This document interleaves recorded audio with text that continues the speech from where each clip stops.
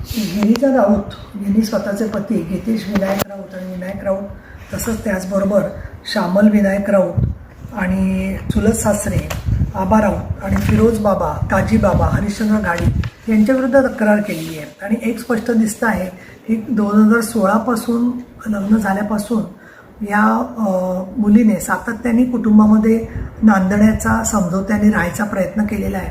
असं असलं तरी त्यांच्यामध्ये पती पत्नीचं म्हणून जे नातं असायला पाहिजे सर्वार्थाने तसं त्यांनी होऊच दिलं नाही आणि सातत्याने वेगवेगळी कारणं काढून तिच्याशी त्यांनी संबंधच होऊ दिले नाहीत. आणि आता स्वतःमध्ये दोष नाही आहे हे सिद्ध करण्यासाठी तिला सातत्याने मासिक पाळी बदलणं, त्याचबरोबर तिची तपासणी करून घेणं आणि इतकंच नव्हे तर बंधुगिरीच्याकडे जाऊन तिच्यातच काही दोष असं दाखवणं जेणेकरून तिचं मनोबल खच्ची होईल अशा पद्धतीने त्यांनी सातत्याने प्रयत्न केलेले आहेत.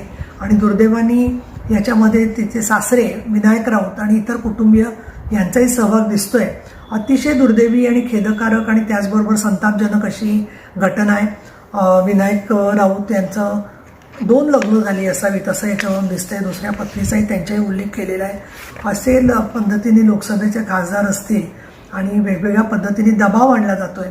खरं तर या केसमध्ये कॉन्स्पिरसी आहे, कारण पतीच्या बरोबर अन्य लोक कुटुंबातले आणि हे बंधूबाबा यांच्या मदतीने मिळून तिचं मनोबल खच्ची करून तिच्यातच दोष आहे हे दाखवण्याचा त्यांनी सातत्याने प्रयत्न केलेला आहे. आज कोर्टामध्ये त्या बंधूबाबाला हजर करण्यात येणार होतं. दुसरीकडे संबंधित जो व्यक्ती आहे गितेश विनायक राऊत याचा अटकपूर्व जामिनासाठी प्रयत्न चाललेला आहे. फार मोठी ही चिंतेची बाब याच्यासाठी आहे की भरोसा सेलनी समजवण्याचा प्रयत्न करून सुद्धा या लोकांनी दाद तर दिलेलीच नाही आणि कुठलाही पुरावा मिळू नये या दृष्टिकोनातून त्यांचा जोरदार प्रयत्न सासरच्यांचा चाललेला आहे.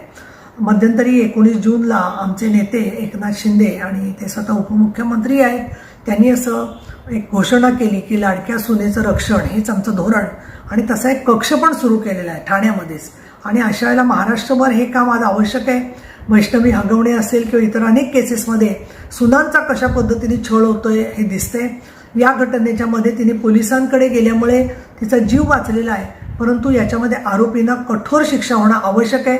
आणि एक खासदारच आपल्या सुनेशी असं वागत असेल की अशा वर्तनाकडे दुर्लक्ष करत असेल तर त्याबद्दल अत्यंतही खेदाची गोष्ट आहे. आणि म्हणून मला असं वाटतं की पोलिसांनी आणि कायद्याने योग्य ती कारवाई ताबडतोब या घटनेच्या मध्ये ते करतील आणि ती संबंधित सून जी आहे, मुलगी जी आहे गिरीजा, तिचंही मनोबल टिकून राहावं, तिच्याबरोबर पूर्ण समाज आहे असं सुद्धा मी एक तिला सामाजिक कार्यकर्ती आणि शिवसेनेचे आमदार म्हणून सांगू शकते.